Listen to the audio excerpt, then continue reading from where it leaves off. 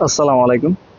আজকে আমরা দেখাবো কিভাবে আপনি এনডিএ তে রিচার্জ কিংবা যে এমবি প্যাকেজ আছে ওগুলো দিবেন। তো আপনারা এই যে এনডিএন আইকন আছে, এনডিএ লেখা আছে, এখানে টাচ দিবেন।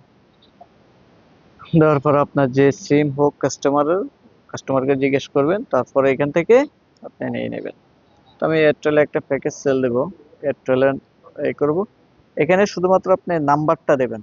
আপনার কান্ট্রি কোড অটো সেট করা আছে, শুধু আপনি নাম্বারটা দিয়ে দেবেন।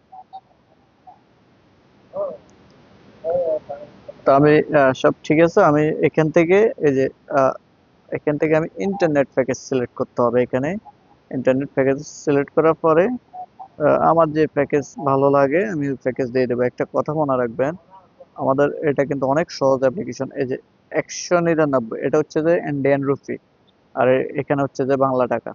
আপনি দেখতে পারবেন। তো আমি এটা সেল দিতেছি। এটা এখানে আপনি যেটাতে টাচ দেবেন ওইটাই সিলেক্ট হবে।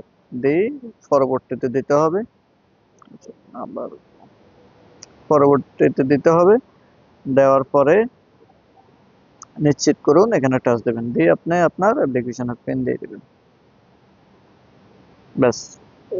আমাদের রিকোয়েস্ট কি অবস্থায় আছে আপনি হিস্টোরিতে টাচ দিলে হিস্টোরি দেখতে পারবেন। হোমে যাইতে চাইলে আপনি হোমে যাইতে পারবেন। এবং আমাদের যে কোনো রিকোয়েস্ট, বিকাশ বলেন, আপনি যে কোনো রিকোয়েস্ট বলেন, যাওয়ার সাথে সাথে আপনার নোটিফিকেশন চলে আসবে অ্যাপ্লিকেশনে। ভালো থাকবেন। আসসালামু আলাইকুম।